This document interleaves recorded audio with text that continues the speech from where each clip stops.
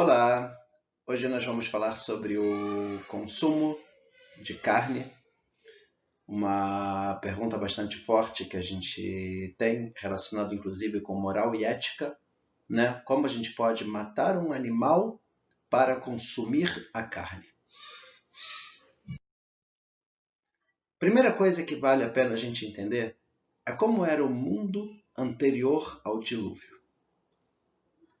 Era proibido comer carne, e o motivo ele é muito claro, né? Você pegar um animal, um ser vivo, matar, tirar a vida dele simplesmente para satisfazer a vontade de comer uma comida gostosa, é claro que isso não é uma coisa muito bem vista, não é uma coisa muito moral, ética.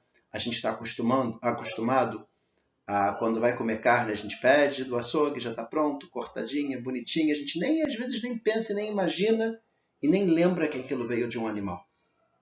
Mas, na verdade, no passado, para a gente comer uma carne, a gente ia até o animal para matar ele para a gente poder consumir. Antes do dilúvio, quando Deus criou o mundo, não era para a gente comer carne. Tanto os homens quanto os animais eram vegetarianos, assim aparece na Torá, tinha uma natureza diferente dentro dos seres. E existia também um convívio pacífico entre homens e animais. Não tinha essa luta, não tinha toda a cadeia alimentar também que a gente conhece, de um animal comer o outro e tal. O nível de moral e ética era superior, e esse era o mundo anterior ao dilúvio. É interessante que também a gente chegou num nível superior após o recebimento da Torá. Durante os 40 anos que a gente estava no deserto, também não existia eu vou matar um animal para satisfazer a minha vontade de comer uma comida gostosa. Isso não aconteceu também após o recebimento da Torá no deserto. Ou seja, a gente vê que sim, o ideal, e como era no início da criação, era que não se comesse carne. Após o dilúvio, houve uma mudança. Primeira coisa, o nível moral e ético do ser humano caiu. A gente já estava num nível mais baixo, o mundo inclusive foi todo destruído. O comportamento dos animais mudou, ficou mais selvagem, começou a cadeia alimentar e um animal perseguir e comer e devorar o outro. Não havia mais um convívio pacífico entre os homens e os animais, e nesse momento passou a ser permitido comer a carne. Primeiro motivo, queda do nível de moral e ética. O mundo já estava um pouco mais baixo, e nesse momento foi permitido, é claro que com regras, né? A primeira regra que teve, que foi uma regra para toda a humanidade, é que era proibido comer uma parte de um animal enquanto o animal estivesse vivo. Isso, infelizmente, era uma coisa muito comum no passado, já que não tinha geladeira, e quando abatia um animal, a carne estragava com muita rapidez. Então, muitas vezes cortavam uma parte. Às vezes cortavam até mesmo um membro do animal e cauterizavam ou amarravam, estancavam o sangue para que o animal não morresse e a carne se manter para poder comer mais uma parte no dia seguinte. Quando Deus permitiu de comer a carne, porque o nosso nível já estava um nível mais baixo, ele colocou pelo menos uma regra básica para não causar um sofrimento ao animal. Não comer uma parte de um animal enquanto ele estivesse vivo. O Sefer HaIkarim, ele traz mais um item importante. Ele fala que o homem ele tem que entender que ele é superior ao animal e não agir como o animal. Esse convívio onde a pessoa acha que o animal e o ser humano são 100% iguais, e a gente poder achar que talvez a gente pode agir como um animal, isso pode ser complicado. A gente não fala que o homem é um animal racional. Animal é o ser que age com instinto, que faz o que quer. E o homem, ele tem um racional por cima para controlar as vontades. Se a gente se comparar ao animal, isso pode ser uma coisa bastante complicada. O Rav Hirsch, ele fala que após o dilúvio houve uma mudança em toda a natureza, tanto no homem quanto em todo o planeta, o que fez com que fosse permitido comer a carne. É interessante que já não era mais possível adquirir todos os nutrientes a partir dos vegetais, foi necessário permitir o consumo da carne. Ou seja, caímos de nível espiritual. Agora, para o ser humano é necessário que tenha, sim, a alimentação à base da carne. Tem que tomar cuidado e entender que o homem está num nível, sim, superior. A gente não deve se comparar aos animais. E agora tem uma necessidade, inclusive, para a saúde do ser humano. B12. É possível conseguir todos os nutrientes dos vegetais, com exceção da vitamina B12. Ela é produzida por bactérias no intestino dos animais. De lá vai para a corrente sanguínea e para a sua carne. Deficiência de vitamina B12 pode causar cansaço, prejuízos na memória, depressão, anemia. Em casos mais graves, pode acontecer também a psicose ou danos neurológicos irreversíveis. Os cientistas conseguiram sintetizá-la em laboratório pela primeira vez em 1973. Ou seja, até este ano era impossível se abster de produtos de origem animal sem prejudicar a saúde. Ok, então a gente está vendo que o ideal pela Torá, por enquanto, é que não tivesse que consumir o animal. Assim era antes do dilúvio, quando Deus criou o mundo. Assim foi por um tempo posterior ao recebimento da Torá. Toda a necessidade de comer carne é pelo nível baixo que o ser humano atingiu após o dilúvio, né? E mais um ponto para a gente entender que nós não somos como um animal.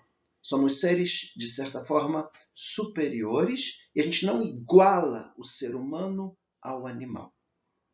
Hoje em dia, que dá para sintetizar e a gente conseguiria a vitamina B12, não teria necessidade da gente comer a carne. E vamos começar a estudar e ver se vale a pena, se é bom que a gente sim deixe de comer a carne.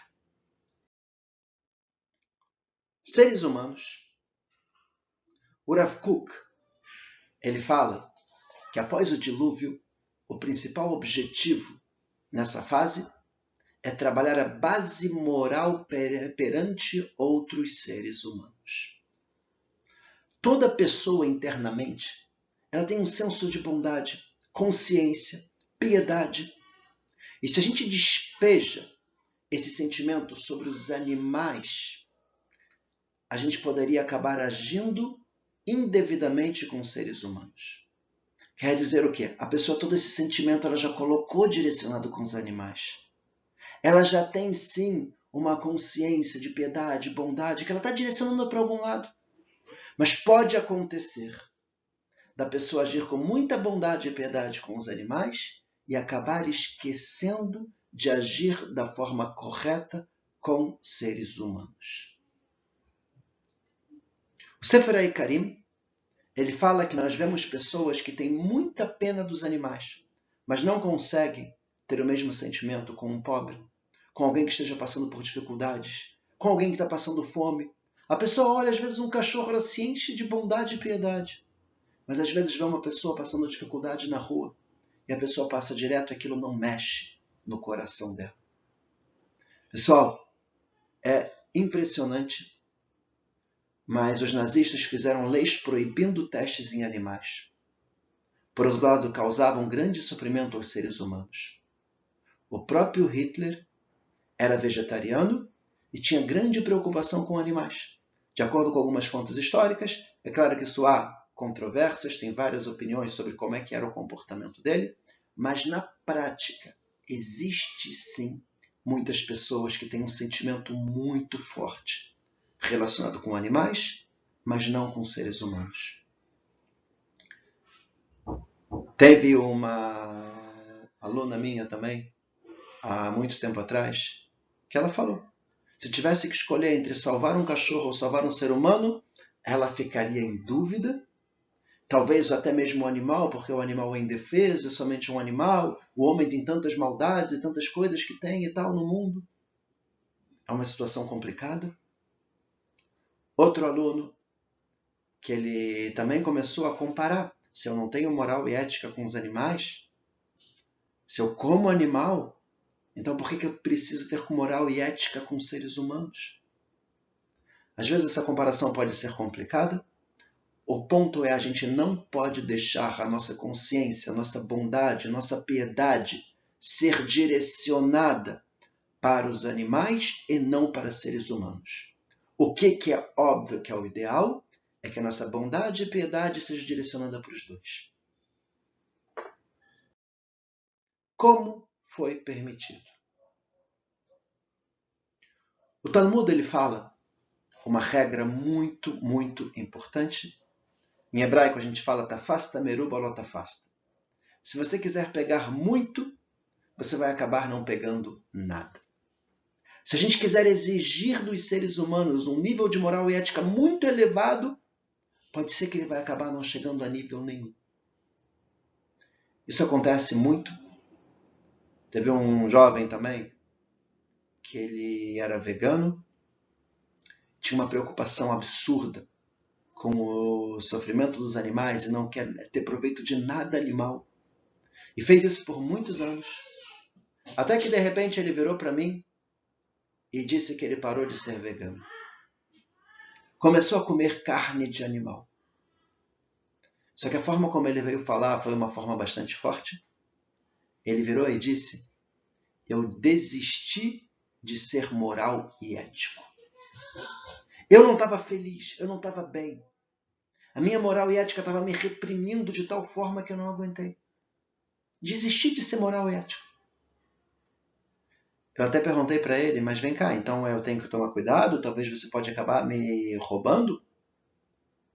E ele falou, você não, porque eu gosto de você. Ou seja, se ele não tem moral e ética e come um animal, por que ele vai ter moral e ética com um ser humano? E aí a gente entra no ponto. Começar a proibir demais acaba indo para um outro oposto. A ideia da Torá é que a gente ainda não está num nível de toda a humanidade tomar cuidado, não comer carne. Mas, por outro lado, a gente também não pode liberar essa vontade de forma descontrolada. Como a Torá permite, então, o consumo da carne? Primeira ideia importante aparece no Talmud, Tratado de Baba Metzia. Fala justamente sobre o abate de um animal, um bezerro que fugiu do shochet, da pessoa que iria fazer o abate, foi em direção a um grande rabino, Rebbe, se escondeu embaixo da roupa dele. E o rabino pegou ele e falou, vai, você foi criado para isso. Entregou ele para o abate. A partir desse momento, o Rebbe, ele passou por 13 anos de sofrimento numa certa doença que ele teve. E ele só foi curado no momento que a empregada dele estava varrendo o chão. E tinha uma espécie de rato que ela estava varrendo junto. E ele falou, para, não pode causar sofrimento para os animais. Deus tem piedade de toda a criação. E nesse momento ele foi curado. Ou seja, mesmo que é permitido o abate, a gente tem que ter um sentimento ruim de dor no nosso coração, de como a gente vai abater e matar um ser vivo. Está escrito no Talmud também, Tratado de Kiddushin, que o melhor dos açougueiros, que vai fazer o abate do animal, ele é sócio de Amalek. Amalek é um povo com uma natureza interna, com um coração muito ruim. A pessoa que ela faz os abates dos animais e que ele já não tem mais o sentimento, ele é igual uma pessoa de Amalek. Ou seja, o primeiro ponto é tem que ter o sentimento, a dó, a pena no nosso coração. Não é um objeto. Segunda coisa importante é não causar o sofrimento ao animal. Como a gente falou, após o dilúvio, foi proibido comer partes de um animal vivo. Isso causava um sofrimento muito grande para o animal, para não estragar a carne, muitas vezes faziam e tinham esse tipo de comportamento, Deus fala, não pode ter um sofrimento ao animal. E o abate kasher, a forma como a Torá ordena a gente, isso também não traz sofrimento ao animal. Teve um estudo, Dr. Levinger, no ano 1961, é um estudo bem interessante. Ele constatou que animais como cachorros e cavalos fogem do abatedouro, se negam a entrar, ao passo que animais ruminantes, como por exemplo um bezerro ou um carneiro, isso não acontece. 8 carneiros e bezerros entraram na sala de abate, não demonstraram medo algum e nem tentaram fugir, apesar da porta estar aberta. Eles estavam lá, vendo outros animais serem abatidos, mas não demonstraram medo. Existem estes animais, eles não costumam ruminar quando estão estressados ou com medo. E um sinal de que não se estressaram no caminho para o abate é o fato deles deitarem e ruminarem mesmo estando na sala do abate. Um boi tentou até mesmo acasalar com uma vaca já abatida. Ele não conseguiu captar, entender o que estava acontecendo. Ver uma faca também não amedronta esses animais, pois os ruminantes não entendem do que se trata. Uma delas até mesmo lambeu o sangue da faca usada num outro abate. Vale lembrar que, pela lei judaica, é proibido um animal ser abatido na frente de outro animal. Mas, de qualquer forma, mesmo se fosse na frente, de acordo com esse estudo do Dr. Levinger, isso não causa um susto ou algum medo excessivo ao animal, Parece que eles não conseguem entender ou captar o que está acontecendo exatamente. Veterinário também, Dr. Norberto Netanya Klein. O que ele fala?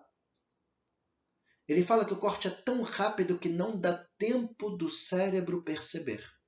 Quando a gente se corta muito rapidamente, a gente não consegue sentir dor. Não dá tempo de chegar ao cérebro o sentimento da dor, e quando chega, o animal já está inconsciente. Quando há uma diminuição brusca de sangue chegando ao cérebro, o animal não sente dor, pois perde a consciência em, no máximo, 2 segundos.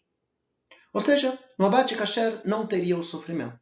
O animal no caminho, ele não entendeu ainda o que está acontecendo com ele. Quando tem o corte, é muito rápido, não dá tempo de chegar ao sentimento de dor no cérebro, e logo em seguida, ele já perdeu a consciência. A maior crítica que a gente tem, e que isso não está ligado diretamente ao abate kasher, é como tratam os animais antes de chegar no momento do abate. Onde que o animal está vivendo, o que ele está comendo, como é que está a vida dele. Esse é o maior problema que a gente tem. Quando chega no abate é muito rápido e sem dor. Mas a forma como tratam os animais, isso pode ser, sim, bastante complicado. O animal se mexe após o abate, simplesmente como um reflexo, igual ao rabo de uma lagartixa. E a artéria vertebral? Essa pergunta é uma pergunta muito forte, porque a gente poderia dizer que o animal ele sim tem sofrimento no momento do abate. Por quê? Todos os animais têm uma artéria que passa por baixo, no pescoço, e uma por cima, na vértebra. A artéria carótida ela passa por baixo, a artéria vertebral por cima, como a gente vê nas figuras que a gente tem aqui dos animais. E por mais que você corta a artéria inferior, o sangue continua indo para o cérebro pela artéria superior. E isso acaba sim causando um grande sofrimento para o animal. O que descobriram é que nos animais puros, isso acaba sendo um pouco diferente. Nos animais puros, essa artéria ela se une e se conecta antes de chegar ao cérebro. O esquema seria basicamente assim. Lado direito a gente tem a lev, o coração. Lado esquerdo em cima, o cérebro. E as duas artérias que tem seria a de baixo e a de cima. Quando todos os animais que são puros e que a gente pode sim consumir, essas duas artérias elas se conectam, como a gente está vendo na figura, antes de chegar ao cérebro. Quando a gente faz o corte do abate kasher no pescoço, o sangue das duas artérias flui pelo local do corte. De forma que todos os animais que a Torá permite, os animais ruminantes que são kasher, quando tem o abate kasher, existe sim uma diminuição muito brusca de sangue e o animal ele realmente não sofre.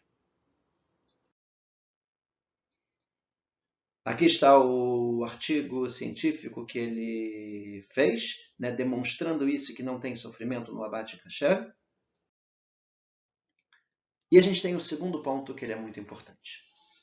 Além do animal não sofrer, a gente precisa também limitar o consumo da carne. Para não ser uma coisa muito agressiva de comer carne o tempo todo e sair matando todos os animais. Para isso a Torá colocou diversas e diversas regras. Primeira regra, não todos os animais. Existem animais que a gente pode comer e existem animais que a gente não pode comer. A gente só pode comer os animais que são ruminantes, tenham o casco fendido. Isso já diminui bastante a quantidade do abate. Segundo, não pode comer o animal vivo. Como a gente já colocou, uma maldade muito grande que acontecia demais no passado. Terceira, o abate sem sofrimento, o abate especial e kasher, que a gente falou até agora. Logo depois do abate kasher, exige que tenha uma verificação do pulmão por um especialista, que ele vai ver se o pulmão não está machucado, se não tem nenhuma doença. É um processo que não é tão rápido. O abate não é qualquer um que vai poder abater o animal e não é qualquer um que sabe verificar o pulmão do animal. Ou seja, se eu tenho na minha casa, eu tenho um animalzinho e eu quero comer, não é tão simples. Primeiro eu tenho que talvez chamar alguém que entende do assunto. Ou um shochet, e ele vai ter que vir e verificar o pulmão. E já é um trabalho a mais, não é? Eu quero comer um churrasco, vou matar rapidinho e a gente já come. Não, tem um trabalho aqui envolvido. A gente não pode comer o sangue. A gente tem que deixar a carne de molho. Tem que salgar a carne. Tirar o sal. Nessa brincadeira já tem mais umas 2 horas de preparo até a gente poder consumir a carne. Retirar o sebo proibido. Tem uma gordura especial na carne em diversos locais que a gente também não pode comer. Retirar o nervo ciático é quase uma cirurgia. Imaginem a situação, pessoal. A gente está com a família em casa, de repente, vamos comer carne? Vamos. É fácil. Tem que chamar o shochet, tem que abater o animal, verificar o pulmão, deixar de molho, salgar a carne, tirar o sal, retirar o sebo, o nervo ciático. É uma confusão tão grande que isso faz a pessoa falar, cara, deixa para lá, não precisa. Vamos deixar mais para frente, não precisa comer agora. Outro fator que influencia bastante também é o preço. A carne kasher ela acaba sim sendo um pouco mais cara do que a não kasher. Agora eu acho que sim, tem um motivo para isso e de certa forma sim é justo. Quando a gente vai pegar uma carne que não é kasher, vai ser um peão qualquer que ele vai fazer o abate, muitas vezes dando um tiro na cabeça do animal, o que às vezes causa um sofrimento também muito grande para o animal. E quanto ele precisa ganhar para fazer um abate? Salário mínimo. Quando a gente fala de um abate kasher, não é um peão qualquer que vai fazer o abate. É uma pessoa que vem muitas vezes de Israel. Deixa a família em Israel, fica uns 3, 4 meses longe da família, no interior, num local onde só tem boi, onde o dia inteiro é fazer abate. É muito difícil. E não é com qualquer preço, e nem é justo que se pague um valor qualquer para a pessoa estar disposta a abandonar a família e vir para o Brasil. E não é só ele. Brasil, América Latina ou outros lugares. Mas não é só ele. Além do shochet, tem o bodek, a pessoa que vai verificar, tem que verificar a faca, se está realmente direitinho, verificar o pulmão do animal. Mas guiar pessoas também judias que vão verificar que realmente essa carne passou por todo o processo da salga, do molho, da forma correta. Vai verificar que é essa carne que foi feita o abate kasher, que é o que realmente chega ao nosso consumo. Isso acaba que sim faz com que tenha um preço mais elevado, e o preço mais elevado ele também causa que a gente acabe consumindo um pouco menos. Além disso, a gente tem a retirada da impureza da carne. A morte nos conecta com a impureza. Falta de vida. O que é a impureza? A maior impureza que existe é um ser humano morto. Um animal morto também tem uma impureza. Se eu estou andando, encontro um animal morto, eu encosto, aquilo sim tem uma impureza, falta de vida. E como a gente pode comer a carne de um animal morto? É uma impureza muito forte que a gente vai colocar dentro da gente. E aqui entra uma ideia interessante. Quanto mais evoluído for um animal, maior a quantidade de mitzvot relacionadas a seu abate para retirar tal impureza. Se eu vou pegar um animal de porte grande, matar o animal e consumir aquilo, essa na verdade é a grande diferença do kasher. A carne kasher é a carne que a gente tirou aquela impureza. E quando a gente vai comer, não, a gente não está trazendo impureza espiritual para dentro da gente. Mesmo que é a carne de um animal morto. E como a gente faz para tirar essa impureza? Tem diversas e diversas mitzvot. E todas as mitzvot que a gente faz, desde o abate, a verificação do pulmão, a salga da carne, o deixar a carne de molho, tirar o nervo ciático, tirar o sebo proibido, tem um monte de mitzvot associadas para a gente tentar elevar de alguma forma e tirar essa impureza. Agora que a gente retira a impureza, e a gente vai se aproveitar da energia daquele animal, que tal a gente utilizar essa energia para o bem? De forma que pelo menos a gente possa elevar aquela carne que vai fazer parte agora do nosso corpo. No futuro, será que sempre vai ser assim? O Rav Kook, ele fala que no futuro não vai ser como é hoje em dia. No futuro, quando o mundo se consertar, voltarmos ao nível anterior ao pecado, a natureza dos homens e dos animais mudará. Retornaremos a um nível mais elevado de moral e ética.